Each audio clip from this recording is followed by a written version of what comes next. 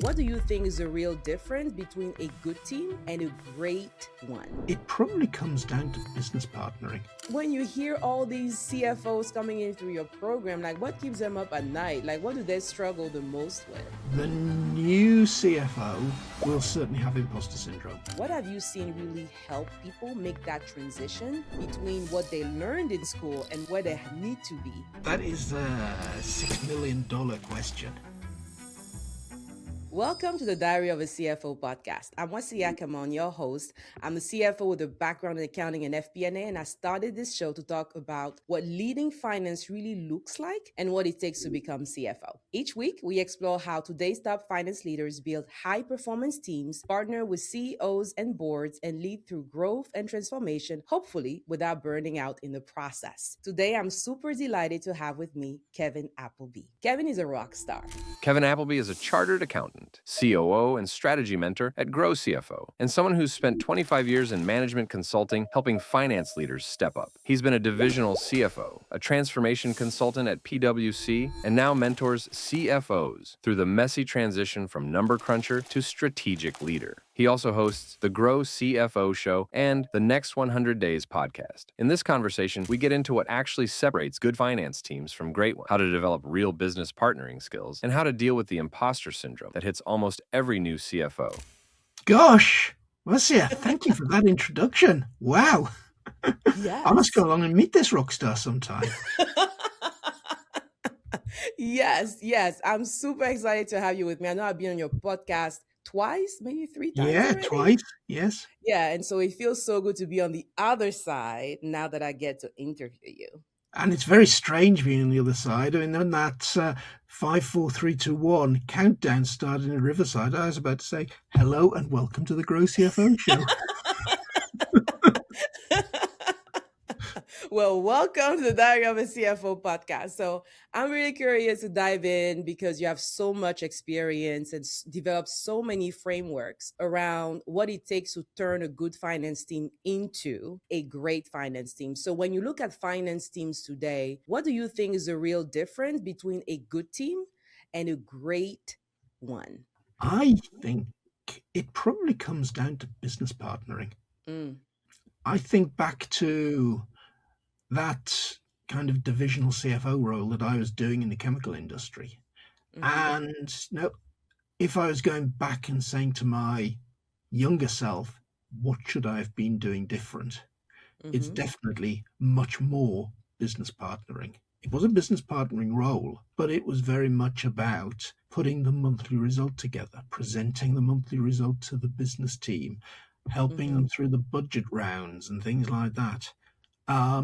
Yes, those are the standard things that every finance team should be doing and explaining the result and telling the story. But I think what makes the real difference is rather than kind of there every month and say, here's the sales number, here's the profit number, here's the differences, here's why we're off budget, at which point I think a lot of business teams actually switch off. I think the really good finance team know, or the individuals in it know what is keeping their internal customer within the business awake at night.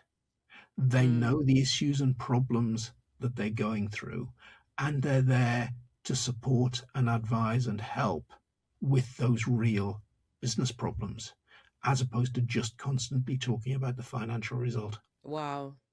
That is so true. I like how you say they usually switch off because it feels like, okay, I understand I'm off, then what?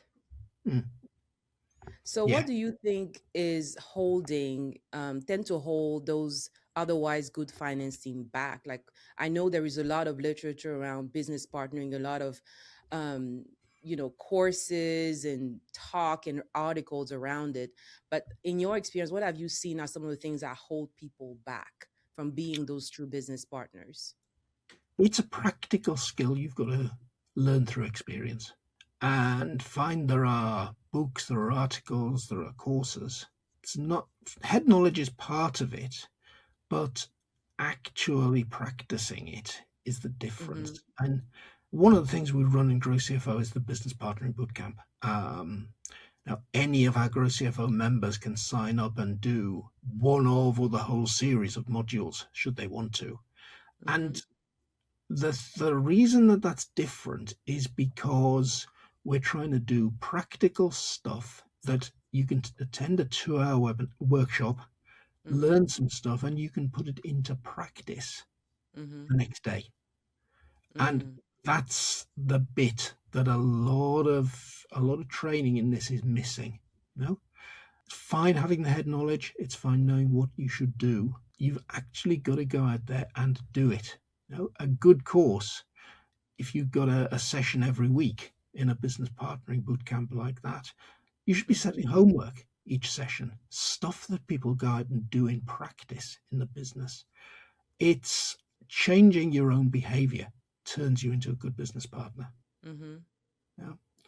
Learning how to tell a story is one very important skill. Learning how to ask questions is another important skill. Why is the marketing budget overspent this month by 50%? Well, we can go do the variance analysis and we can see that what we've spent extra on. So Mm-hmm. what? The question you've got to ask is why. And normally you've got to ask that why question about 7 times to get to Mm-hmm. know what it is. And the first thing, why is this budget overspent? The first thing is, oh, we spent twice as much with that supplier as normal. Why have we spent twice as much as normal? Ah, well, they were putting these 2 or 3 extra presentations together for us. Why were they doing that? Oh, well, we've got this new campaign, and so on and so on. To actually understand the number, just asking the why question once isn't enough. No, True. finance should be then know the 6th or the 7th why question to get to the real truth, and should be interpreting that into the story that they're telling about the results. And it could be that, well, fine, we're over budget. Great, it's because of this. Doesn't matter. That's part of the business plan now, and it wasn't in the original budget. Mm-hmm. Oh, you've been doing all of this stuff? Why are we doing that? Is the other way of approaching that. Are we sure we should be doing that? And that's kind of finance policing it a little bit, because you are responsible to some extent on hitting those financial results. Mm-hmm. So a good business partner should be having that dialogue all the time.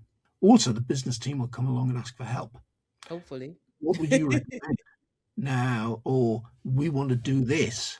What do you think? And finance gets an awful reputation of saying no in such circumstances. Yes. And a good business partner wouldn't be saying no. It would be, well, we've got these 3 options. Here are the pros and cons of each. Let's work Mm-hmm. out what we should do. Now, it should be Nice. supporting the business with insight, practical alternatives, and good, solid reasoning of what's the best thing to do. Wow. I like first how you said you have to ask why multiple times, because sometimes the first why tends to be met with people being on the defensive side, Yeah. right? Like, am I getting in trouble? And like you said, the more you dig into it, you get to get that better understanding.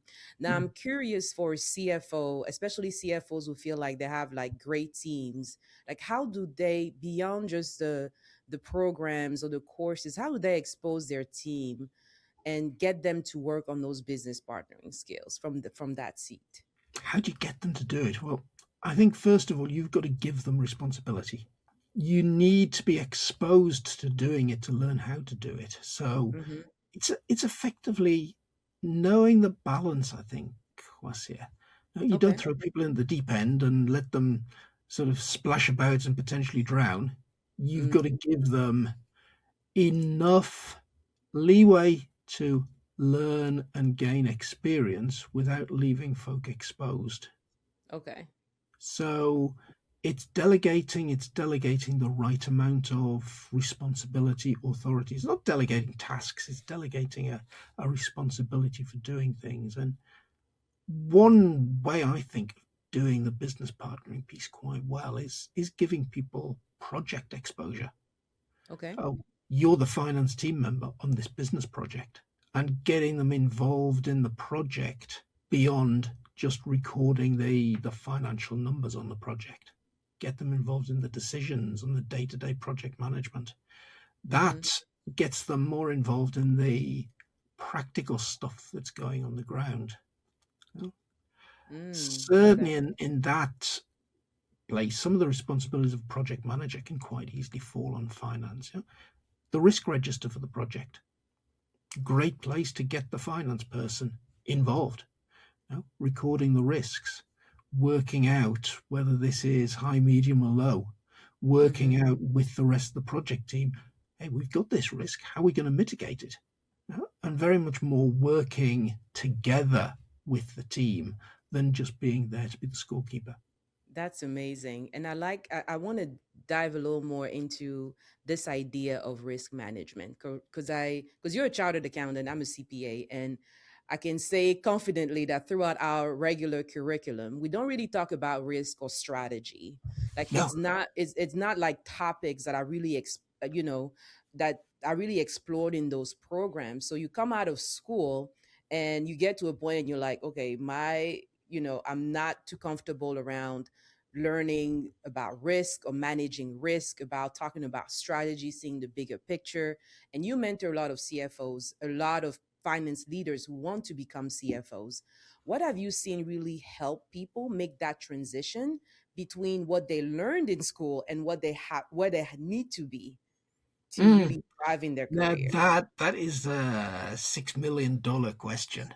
No? Yes, There, let's dive there in. is one of the biggest problems as you come through the ranks and become a senior finance leader, a CFO. Mm-hmm.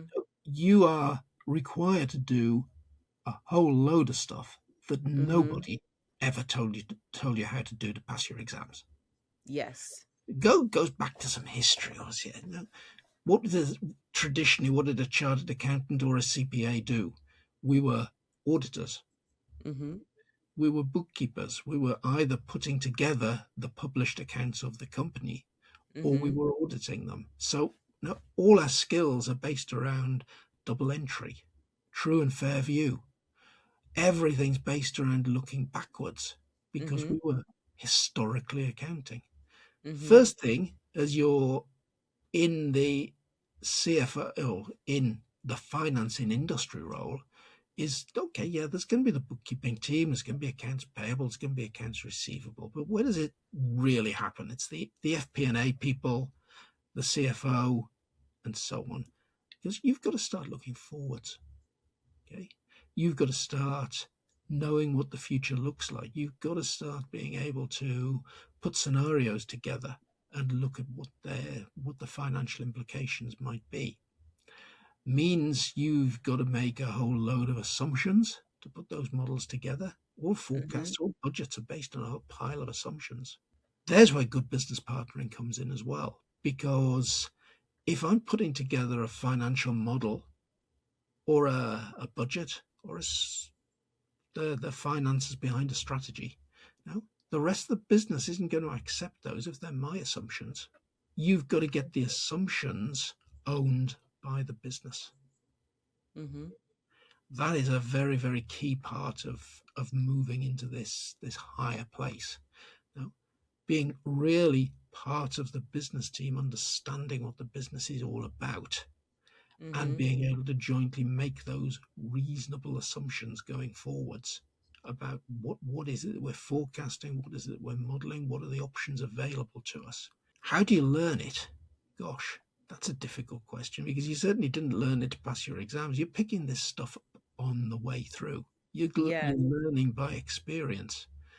Um, you learn. I think a key way of learning is watching your peers, watching your seniors as you're going through and developing your career. If you're number two in finance, you're working for a great CFO. Watch and learn.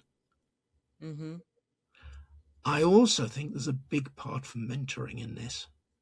Mm. And certainly one of the things we find a new CFO will have is it's probably a whole load of imposter syndrome, a whole load of lack of confidence, and a whole load of, oh, never done this before. What exactly do I do? So, Grow CFO, we do a huge amount of one-on-one mentoring of those people.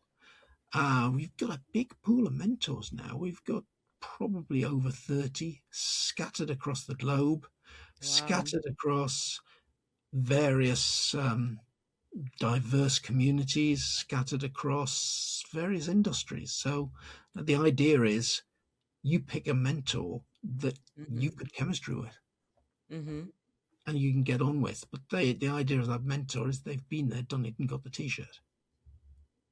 So unlike a business coach who will sit you down and sort of ask you to solve your own problem by asking you some questions, the mentor is more likely to come and say, yeah, I had something similar to that once.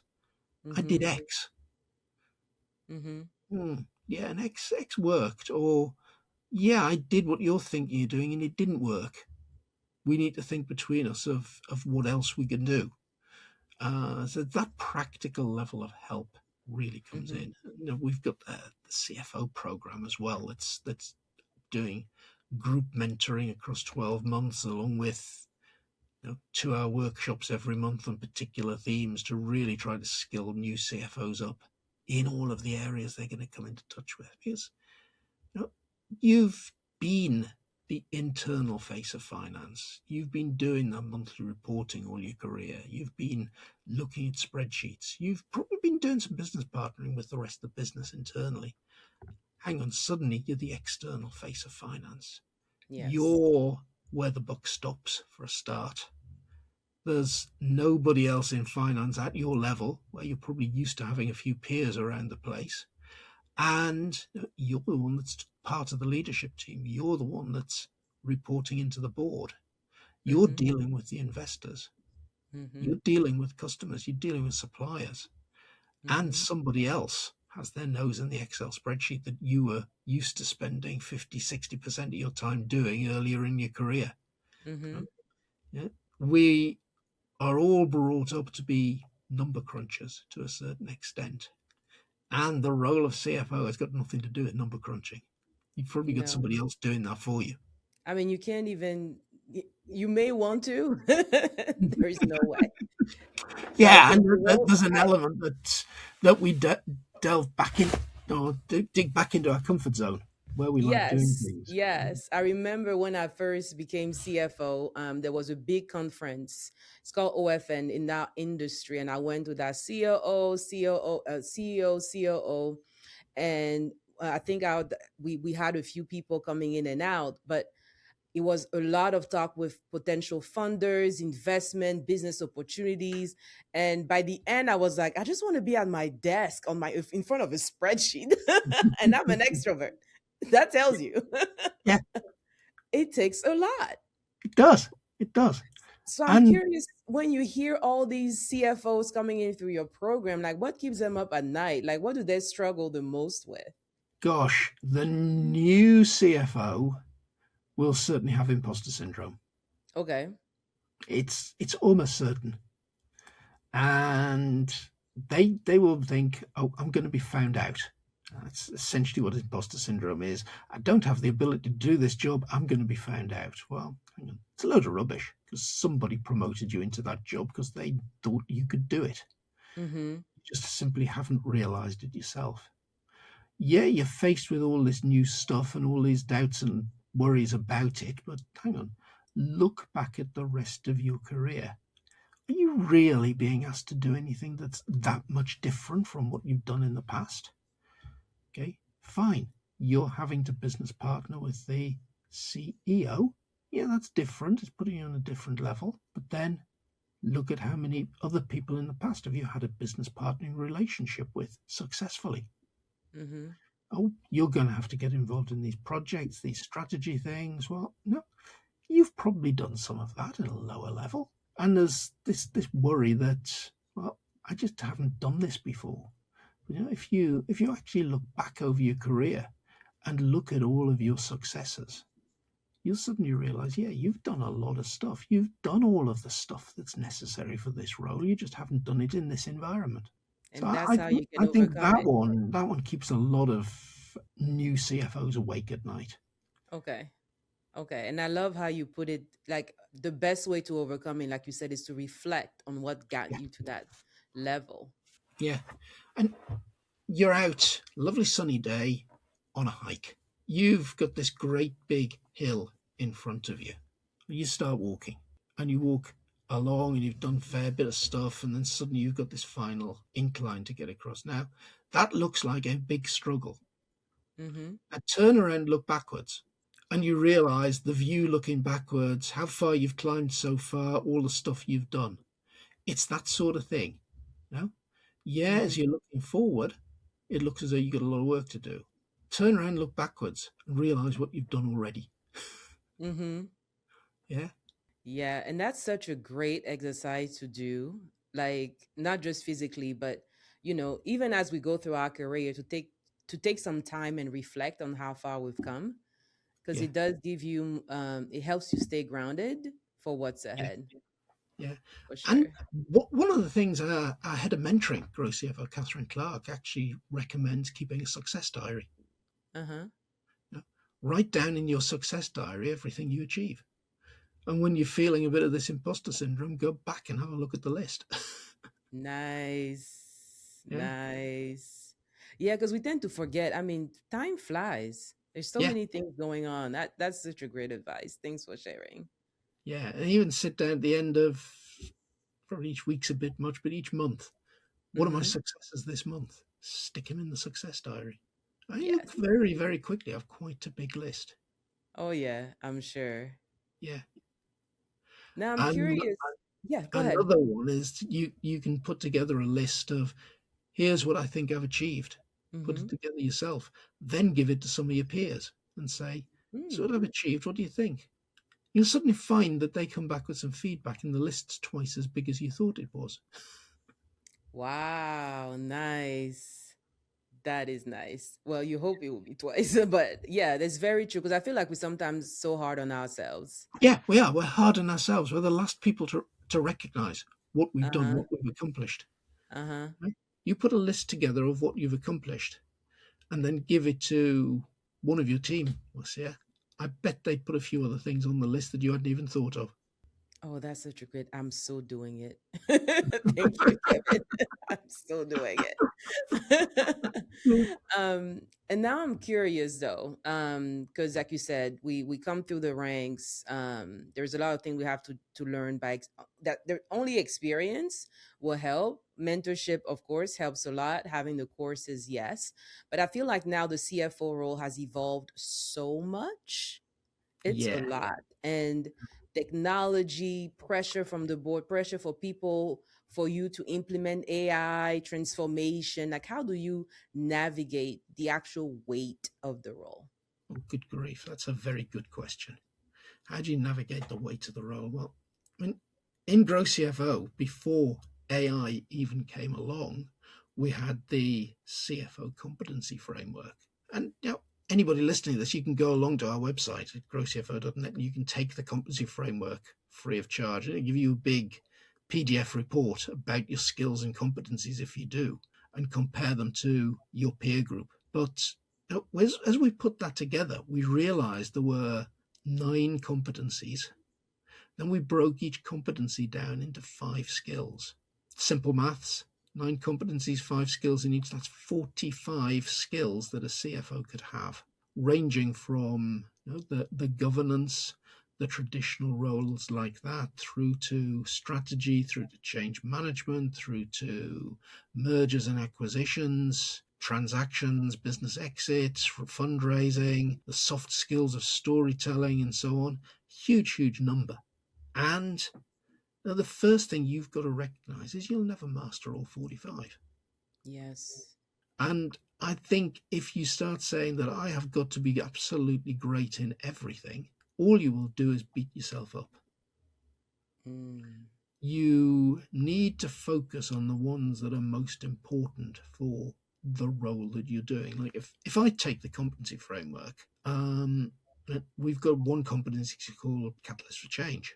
Now, 25 years as a management consultant, my skill set around there comes out very high, way, Mm-hmm. way higher than the peer group. But I then answer the questions that are around fundraising, M&A, and so on.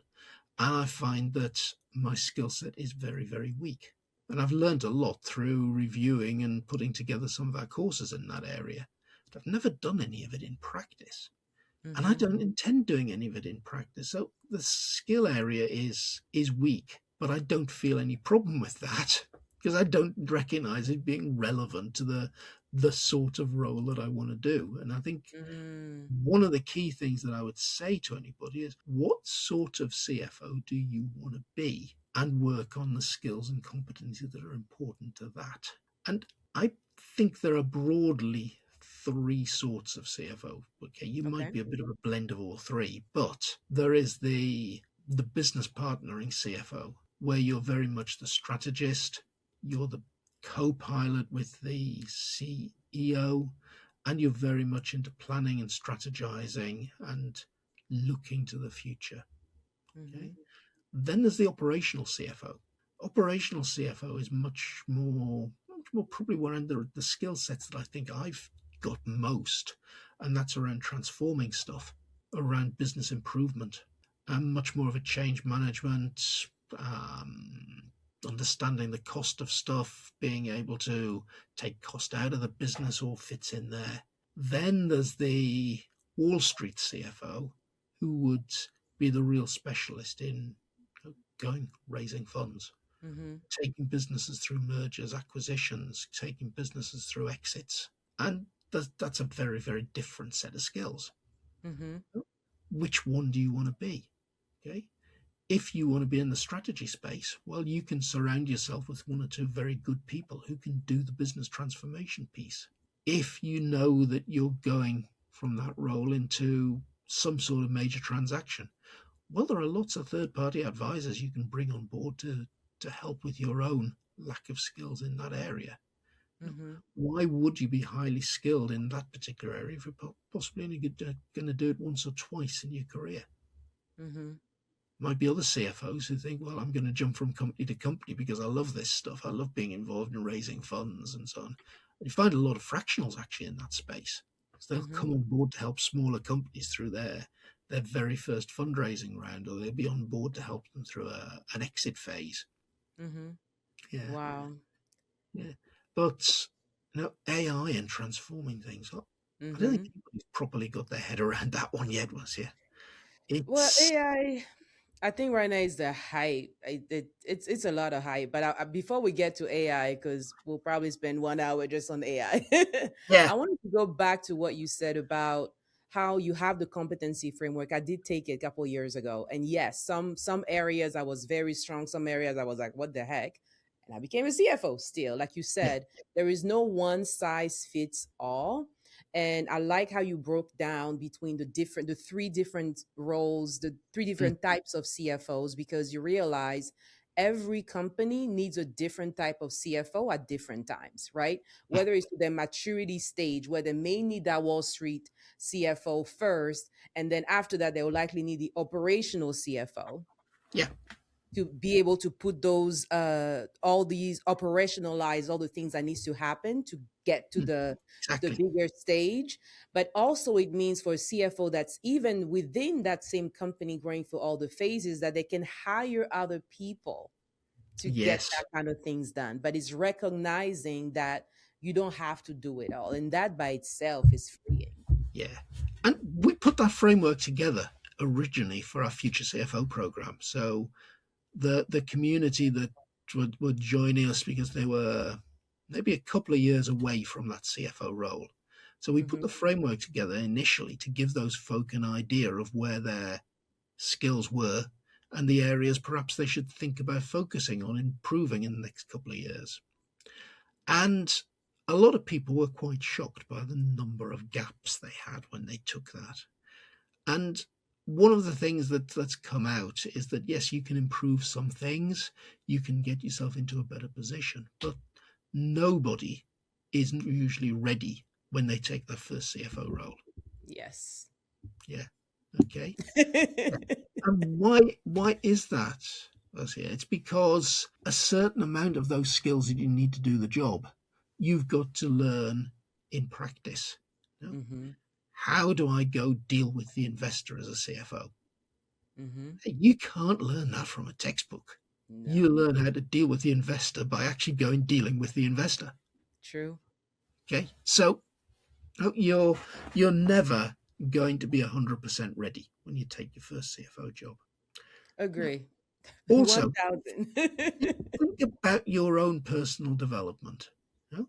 If you take a job on that on day one you are 100% qualified to do and you've got every competency and every skill to do it, well, isn't this going to be a bit boring?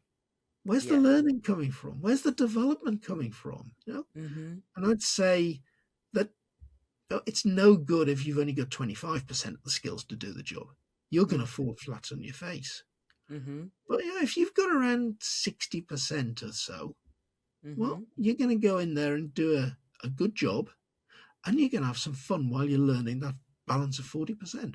Yeah, it's definitely good to have that stretch, and I like how you said there's certain things you can only get by doing. Because I myself, when I started in the role and having to do board presentation, mind you, I was in FP&A, which means I helped prepare the slides for the CFO. I was in the room, but when Yeah, you're the CFO, you don't have the same dynamics as when you're just the financial analyst in the room, because the yeah, eyes are more on you than the person that helped you with the slides. Because at the yeah, end of the day, it's you.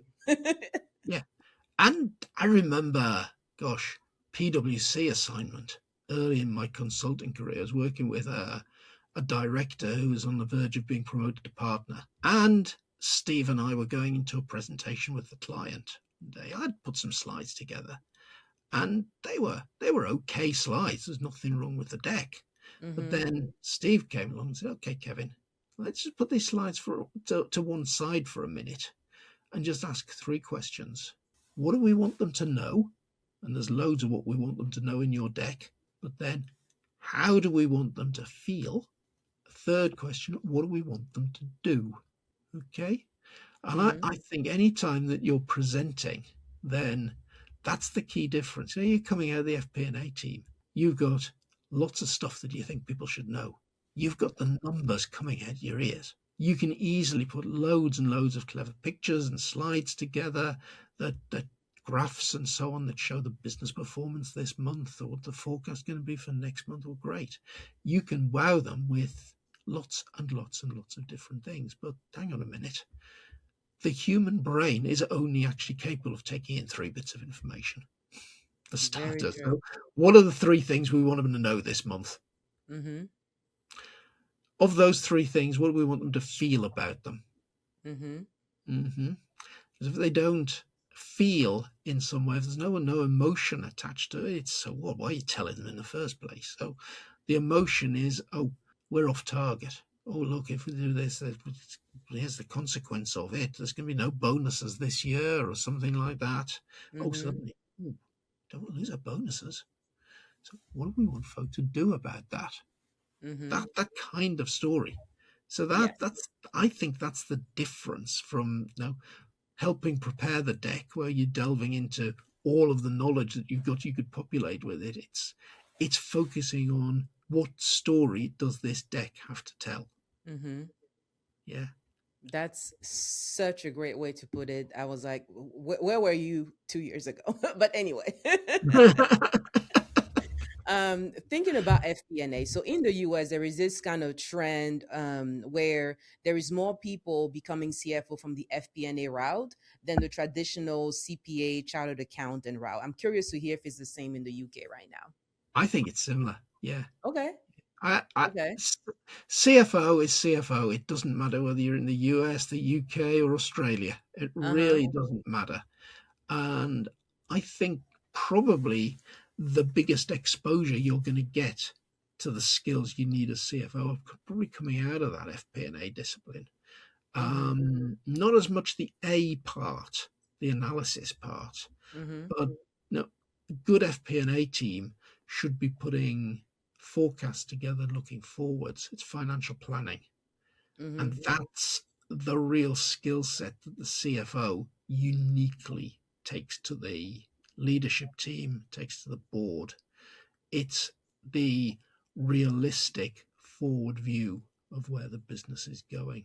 And Mm-hmm. I was talking to one of our mentors, Jeremy, this morning, and we're planning a workshop that we're going to run in a couple of weeks' time, and it's going to be around, well, it's around cash management fundamentally. But Jeremy related back, and we're going to use this case study. That's a real case study from Jeremy's past. He joined a company as CFO. They'd just gone through a big investment round, and they'd got investors on board.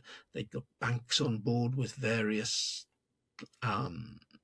covenants in place, and they'd got fairly extensive financial models put together. Now, one of the first things Jeremy actually did was have a look at the financial models, and actually did a little bit of putting his own financial model together. Nowhere in as much detail as the big one that had been put together for the fundraise. Jeremy realized very, very quickly that there was a fundamental flaw in the big model.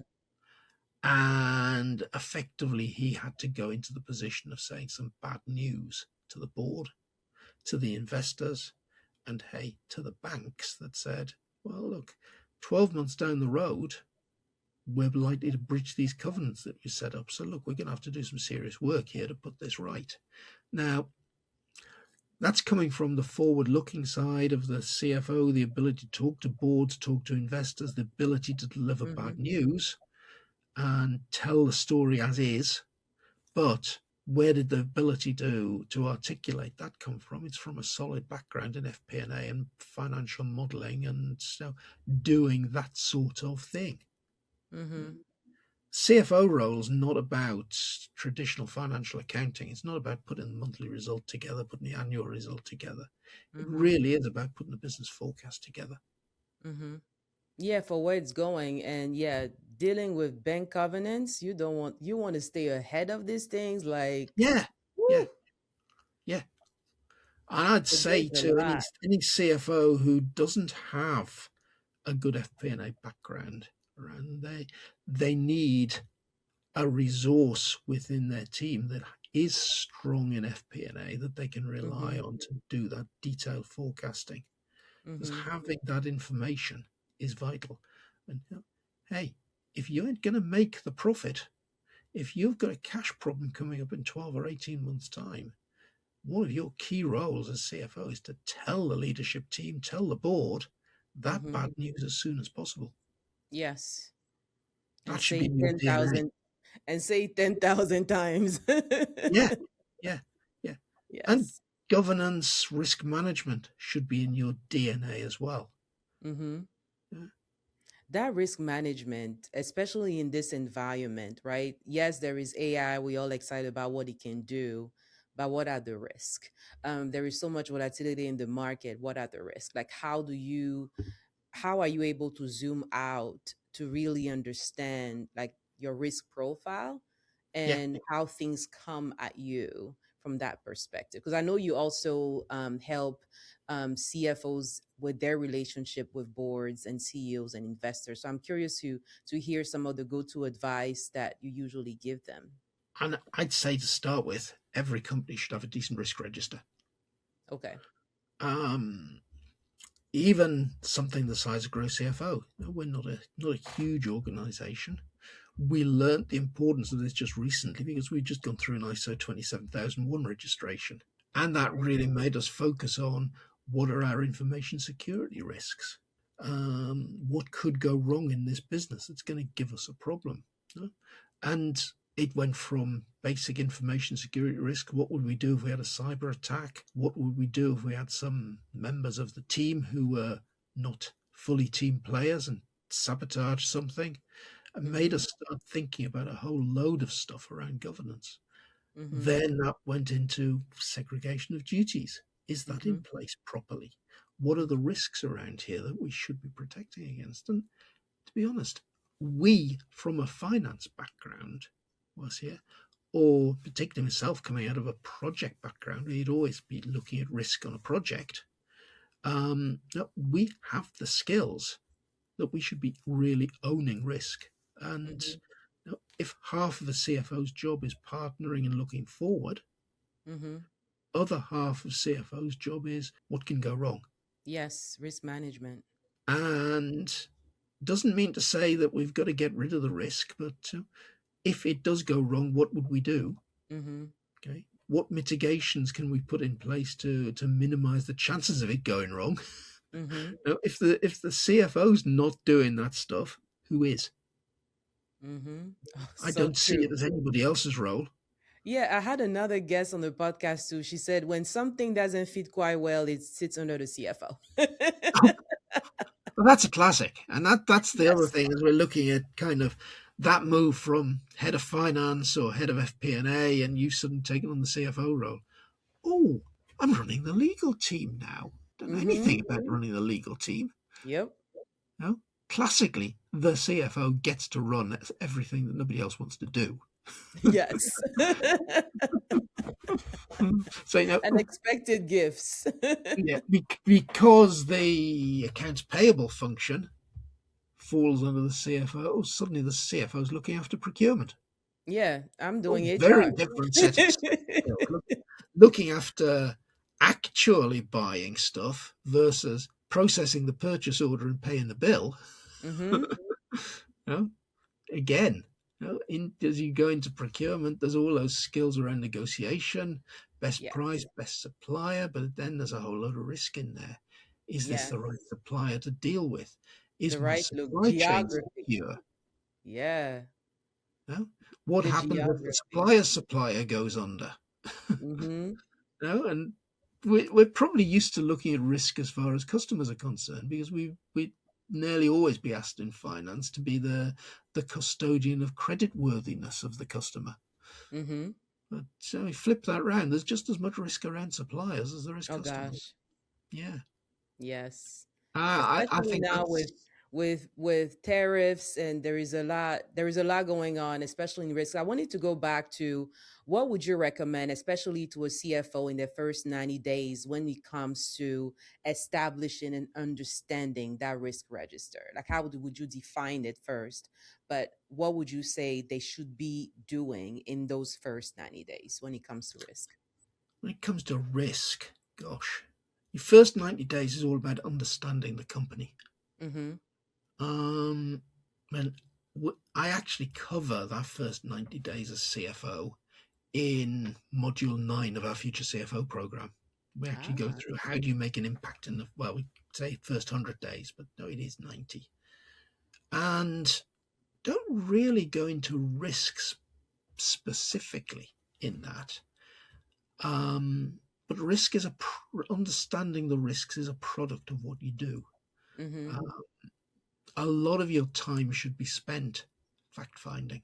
And one of the things that I recommend is sometime during that first 30 days, get your team together, possibly take them off site, have a decent workshop where you kind of brainstorm the what doesn't work around here. And you're getting towards risk. Mm-hmm. It's you want to find out where are the systems broken? Where do we have big workarounds to make things happen?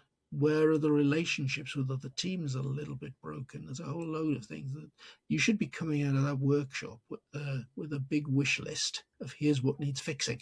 Okay, that's a big element of risk in there. Um, you probably, as in that first period as well, you should be talking to as many people across the business, not your own team.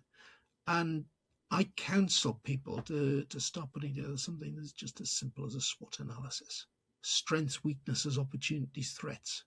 Mm-hmm. Start putting it together yourself before you take the role. You've got that period after you've given notice in your old job to the day one in your new job.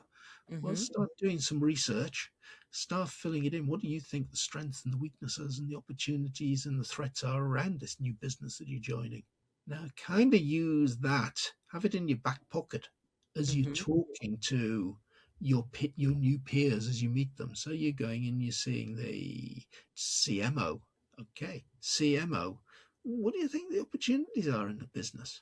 What do you Mm-hmm. think the threats are? What's the competition going to do? And that's going to be, first of all, it's going to be backing up or contradicting what you've thought yourself. It's going to give you a different view, but it Mm-hmm. should be crystallizing, what are the real strengths and weaknesses around here? All of SWOT ends up being in some ways things that you could be putting on that risk register. Mm-hmm. So the first 90 days, I think, is all about building up that business understanding. Okay, it's much wider than putting a risk register together. And I actually recommend as well another couple of strategy tools you can take Mm-hmm. and do in that period before you join the company. Now, Porter's Yes. five forces. You know, what are the forces at play around this business? You know, what's the pressure coming in from customers? What's the pressure coming in from suppliers? What's the risk of substitution? What's the risk of new entries into the market? Now, if you understand that from a strategy point of view, Porter's five forces, you go a long way to being able, A, to be the good strategic advisor, but B, the flip side of all of that, understanding those forces is, where are the risks? I love it because that's something that I actually realized, and I've been saying always to a lot of people. You Mm. have to treat the 30 days before the 90 days as important Yeah, than the 90 days. Like the 30 yeah, days before the first 90 days is so important. Like you said, the time between you did a notice of your old place and where you're going next to do mm. what you just said, do the SWOT analysis yourself, the PESTLE analysis, the Porter's five forces, all these things to really prep you into what you're going into. Yeah. And PESTLE, did you just mention? That's another good one. That's the third one that I would use as well. Mm-hmm. It's a great way of just saying what's going on, not in this business, but outside this business. Mm-hmm. What are the political factors that are going to hit us and the industry? What are the economic factors, social factors, technological factors? And technology is a big one at the moment because Oh it's changing so gosh. fast. Legal, what's out there? Can legislation change and do something? That's a particular one to look at if you're in a regulated industry. Mm-hmm.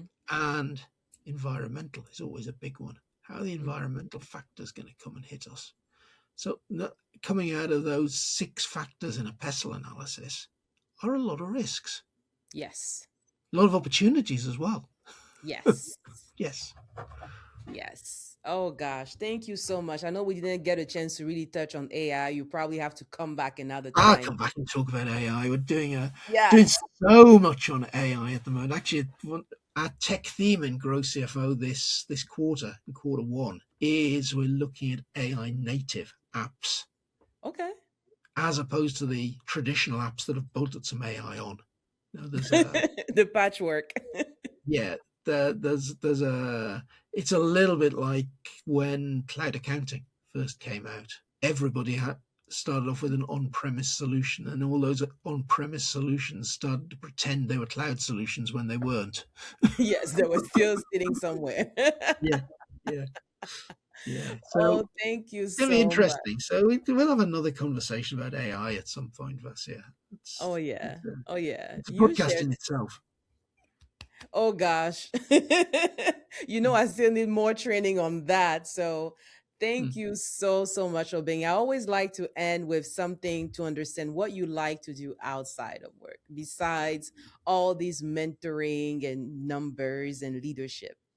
What Yeah. do you do? Well, I've got under the desk. I've got a Labrador fast asleep because just before we started recording, I used my lunch hour to go and take both dogs, a Labrador and Spaniel, take them out for a decent length walk, and they're both shattered now. Spaniel's been locked in his crate because he's also soaking wet. He decided to go for a swim. Uh, what else keeps me busy out of work? Well, up in the attic of the house, there is a big model railway. Sorry, that's railroad for you US listeners. Yes. And football, Newcastle United. Oh, sorry, that's soccer for you Soccer. Oh US God, I'm a listeners. big soccer fan. Yeah. I'm a big soccer fan. Did you watch the game, Barcelona Real Madrid? I don't know if you're into that, but I'm curious to I hear. didn't, but hey, we played. My team's Newcastle United. Ah, And our okay. first match in the Champions League this season was against Barcelona. We Uh-huh. lost, unfortunately. But hey, we're playing PSV Eindhoven next week, and our final game is against PSG, Paris Saint Germain. Wow. So PSG has been on the streak now. We'll see how it goes. yeah, so They've yeah. been winning since Kylian Mbappe left. Oops. Now, last time we were in the Champions League, Mbappe was playing, and Uh-huh. we beat them 3-0 at home. Yep.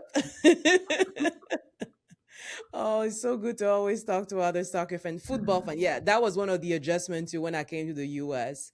And they were like, "This is football." I'm like, "No, soccer." I'm like, "Mm-mm. What No, is no, it's soccer? football. It's It's football." football. Yeah, yeah, yeah. And on my other podcast, The Next 100 Days, Graham, my co-host, is a huge Leeds United fan. So we Uh huh. we end up digressing into football frequently on the podcast. It is so fun though. Well, thank you so much for being on the show. It was such a joy to have you, Kevin. Well, yeah, thank you very much. Thoroughly enjoyed it. Awesome. Another episode of the Diary of a CFO. I hope you find unique insight from Kevin you can apply right away in your career. So if you enjoy this whole conversation, please subscribe to the show on Apple Podcasts, Spotify, and YouTube. And wherever you find us, please leave us a review. It really makes a big difference in helping other leaders find us. Now, if you want to go deeper, whether you're current CFO or you're aspiring CFO, head over to the diaryofacfo.com where you'll find the show notes, key takeaways, and also the links to the resources we mentioned today. The site features a free CFO readiness assessment where aspiring CFOs can answer 25 questions to get their personalized readiness score and see exactly which skills to develop. There's also a newsletter with actionable insights for finance leaders looking to advance their careers and thrive in CFO roles. Also, if you got a question or a guest suggestion you would like to make, send an email at ask@thediaryofacfo.com.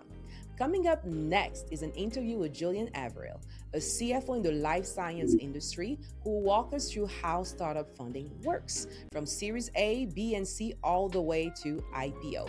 You do not want to miss it. See you next time.